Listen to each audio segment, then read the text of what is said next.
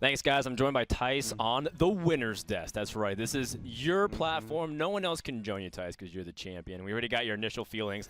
We want to take this opportunity to break down a lot more about just your wins specifically. So we walk through each game of the series, your victories, and just talk about some of the mindsets that you had, because there's a lot of elaborate strategy that does go into the finals. Now that you guys have so much information, and this series, thankfully, did take some time to think out. So let's go ahead and roll the first clip and start off with game number 1, where you're able to win Renolock versus the Zoo Warlock. What was some of the mindset as you were watching this flood coming at you?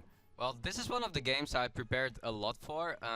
It's also, my Warlock is pretty anti-aggro. Like, I actually have all the expensive cards here in the hand, but what is really important, I try to play the Zoo Mirror as long as I can. At some moment you will lose it as the Reno Warlock, but as long as you can fight for the board, at the end of the game your AoE effects are getting really strong. And normally you want to hold on them a bit longer than playing them on turn 4-5 already.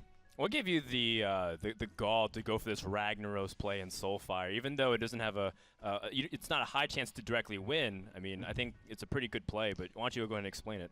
Yeah, here it was actually a hard call to make, because I actually had also two with the Sylvanas and Fender could also set up the board really well, but it would cost him so much to trade back in the board, and I knew that even with a discard I could most likely still drop 2 cards.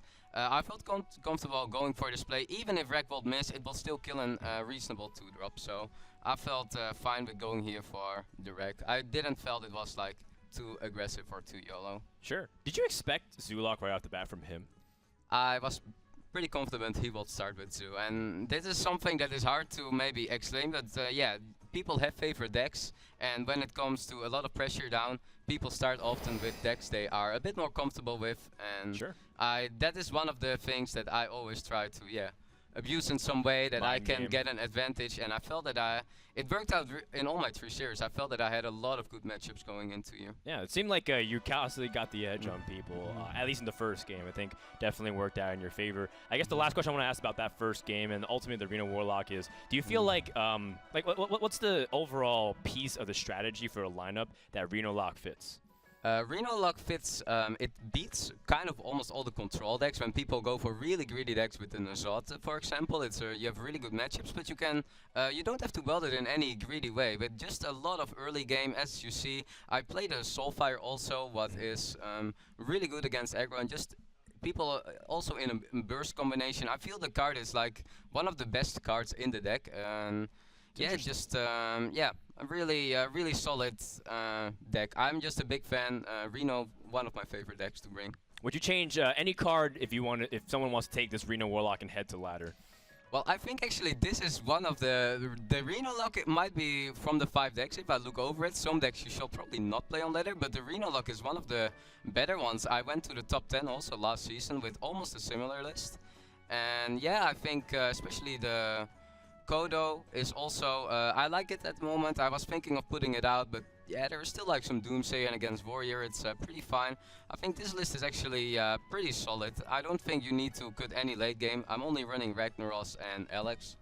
Absolutely. Check out the Battle.net website, by the way, to check out Thijs' list as we go into the second game, where you're able to use Aggro Shaman to beat his Freeze Mage in game number 4. Specifically with this matchup, it's really tough for Freeze Mage, but you also had some pretty good opportunity to line up some cool plays, specifically with setting up position yourself to threaten with that 100 hero power. Yeah, there are some specific cards that are really good against Freeze Mage. For example, the Doomhammer and the 4-mana 7, the Faceless. These cards are so good because they have to spend so much, and then Doomhammer is just 16 damage against Freeze Mage. He actually had I had an okay hand, but he had a quite good start too. So it went actually it went harder than I was hoping for, but yeah, at the end, like, it has so much burst damage, and if there is one weakness of Freeze Mage, is also getting bursted down by spells. Would you keep Doomhammer in your opening hand against Freeze Mage if you knew it was for sure? If I had at least like 1 or 2 drop, I would keep it, yeah. And that's actually the same that I will do in my semi-final match against Loyan, for example. There was a control warrior, and if there is no Harrison, and that is a bit of the advantage you have in tournaments. If there is no Harrison, Doomhammer is 16 damage, and which card deals 16 damage? Doomhammer does. Yeah, Doomhammer does. I can answer that one. And I mean, people are looking at Shaman right now as the go-to class. Is it too strong not to bring to a tournament? I think it is too strong to not bring, especially if you have to bring 5 decks. With 3 decks, you can consider not bringing it, because there might be some strategies where aggro shaman just doesn't fit, or midrange shaman. But yeah, I would say shaman is a top 3 class, and it is the deck I have spent the least time on, because I feel how more I play with the deck, I can improve more with my other decks. So yeah, it's a bit straightforward, but really, really strong in tournament and on ladder. Is there any card you change specifically? People want to take this to top legend as well. You can consider like I'm playing a really more aggressive. I think the Tuskar Totemic is so insane. I hate the card, but it's so good. It's better than a Feral Spirit, so I will always go for. I was actually keep thinking of cutting Feral Spirits. Was not the biggest fan from it. Yeah. Interesting. And one of them or both of them? Probably one of them. Okay. Kind of like the Horse Rider a lot. Not sure if the thing from below is always that consistent, but if you drop it sometimes for 4 or 5 mana, it still seems to be pretty reasonable.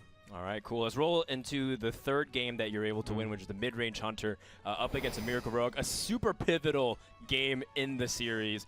Talk to me about things that you were keeping in mind during this game. Yeah, this is a matchup that I favor the Hunter a lot in. I actually had a really rough start by not going aggressive, but this is the matchup where you have to be aggressive. You have to press your hero power a lot. As you see, I had double high main all the time. I just never want to play it. It's so bad of a card. I prefer doing a steady, like just pressing my hero power once, than playing a high main in this matchup. And I know that sometimes you really roll over Rogue in 50% of the games, and in the other 50% you really have to fight to get every amount of damage in. And yeah, I was actually not happy how it also looked here. Then I picked up I picked up the kill command, what gave me a bit more outs, and yeah, at the end then, I also, the reason I kill commanded here already was also giving myself a bit more outs with Call of the Wild, for example. I know he had an Earthen Ring. Sadly, he drew it a bit too late. Yeah, but last card. Yeah. I love the Deadly Shot play too. Make sure that your opponent can't get a spell to use with the Gadsden Auctioneer with Sap. So he had the Sap in hand. If you played the high main instead of just Deadly Shot randomly, plus you might have the upside of killing the Gadsden Auctioneer too. Very good. I think that was a play of the series for me on my end. And Hunter in general has been pretty underrated. Is that what you feel as well for a class like this in tournaments? I think Hunter is my best deck here. I think Hunter in tournaments is really good. On ladder, it struggles. I wanted advise this deck for ladder. The reason for that is, as you see, I made my deck really tagged with the Camel, and it's so good. There are only 2 matchups where it hurts you against, and that is Zoo and Shaman. So I ban, what you probably know, I ban Shaman mainly, and I take the lose against Zoo, and it's favored against everything else. It's so strong around the field. How more decks you need, like for 5 decks, it's probably my best deck. It destroyed everything in practice. Yeah, there you go. Don't try us at home, because you're gonna run into your own fair share of shamans pulling Tunnel Trucks. I don't know if that's what you want. Let's go into the 4th game here, where you're able to finally seal the deal. Miracle Rogue versus Miracle Rogue, and some of the ballsy plays. I mean, it wasn't an uprooted Ancient of War, but it might as well be when you attach it as a 10-6. What gave you the courage to make this play, and specifically the reads? I saw that he kept the wall hand, so that is a really dangerous thing if the rogue goes. If the rogue is going first and he keeps everything, one read that you make is that he has like probably Pillager, Auctioneer, maybe prep things, and also in read is they don't keep Sep. You don't keep really Sep in the mirror. I was actually considering doing it sometimes myself, because there are 2 ways you win. You go for a really aggressive Edwin, or you win like with the Gadget Sand during the game. But yeah, when I saw him keeping the wall hand, I saw my hand what wasn't that good at all. I knew that I had to go all in here, because I will never win in a later stage. Yeah, I think that ended up being the key. Of course, from this point on, it was kind of a blowout because he just kept digging, but that's so interesting. You were paying attention to every card that he kept, and that helped you make some decision of whether or not you can actually go aggressive or not. A job well done. How good is Rogue, in your opinion, for the ladder these days if people want to start emulating this kind of play? I think Rogue is not a really good ladder deck. It just struggles so much against Shaman. So yeah, it fits amazing in my strategy. By banning Shaman, you put the worst matchup away. And I don't think it's that. You can play it on ladder, it's fine. You can, but I will take it a bit more, maybe against a bit more against the Shaman. I will not mind playing like double Earthen Ring and that kind of stuff. Double Deadly Poison is probably not the right ladder tech also. Sure. But it's okay for ladder, but probably not gonna. Yeah, it's also not that good against Zoo anymore. It's okay. Only the true Rogue loyalists will end up Yeah. staying. Well, you talked a little bit about your ban deck strategy of Shaman. Would you ever consider changing your Shaman ban at all if you hit a specific player in the lineup? Like George C, for example, has Murloc Paladin that's really weird. Would that change at all if you faced against him? I had some shamans, like if there were people with a really late game mid-range shaman and they had Zoo, I would probably ban the Zoo because these two decks were a bit rough for my lineup. Against Inner, I was actually considering banning Zoo because I was really expecting the Warrior ban. So I was like, yeah, that's my best matchup against Zoo. I don't have that much against Zoo anymore.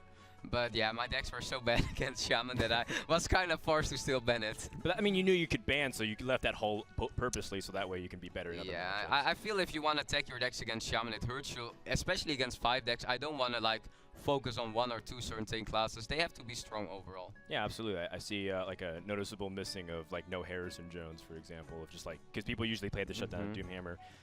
So ultimately, if you were to pick one out of your 5 decks, which do you think is the best to ladder with and start climbing so they too can be also a champion? Well, I had a lot of success with the Temple Warrior. I think that is one of the decks that I really didn't like here. It was my deck that I'm slightly regretting, not totally regretting because I didn't find a 5th better deck, but really good. It's, for example, way better on ladder. And I would say the Renolock, like my Renolock, I think it's really well made. It's really good against aggro, it's really good against the control decks, and might struggle a bit against Rogue, but that's really it. Okay, cool. And then any last pieces of advice you'd give to somebody who also is watching you and is inspired and now also wants to take your title away from you? Yeah, I would say it starts with like playing a lot, but what is really important is you want to improve yourself, analyze your plays. What I always do is like I go back over my matches. There are always ways to improve. I think I played really well here, but I'm pretty sure that I still have also room to improve there. I think it's just try to, be motivated, and I'm pretty sure like if you work hard, I really believe in that. If you work hard, you will reach your goal, and then you can become the next European champion. Wow. You can frame that and put that in your wall. For anybody who wants to become also a Europe champion, there's the summer season, so make sure to get your games in on ranked play as well as sign up for those open tournaments. That's pretty much it. Thijs, thank you so much. Have any final words you want to say before I wrap things up, talk about next week's schedule and whatnot? No, just everybody here also. I know there are a lot of supporters also in Twitch chat. Like I super amazing to have so much support. I really, it gives a lot of energy. It gives a lot of motivation to keep going. Yeah, and just again, like now in G2 with my, it's amazing. My teammates, all my practice partners. There are too much to say thanks to, but yeah, especially like with Sivka and Radu have been with me the last 2 weeks. That has been just super amazing. What an incredible journey, man. Congratulations. Couldn't be happier for you. And we'll see you at the Hearthstone World Championship. You're guaranteed to go to BlizzCon. Oh, that's... I could, yeah. You can take it easy now. It's amazing. I mean, my last month, it was so much just playing. I have played every day, like 7-8 hours just to improve, be ready here. And now I'm just so happy that it's paid off. I think all the players in CAS can also agree. A job well done.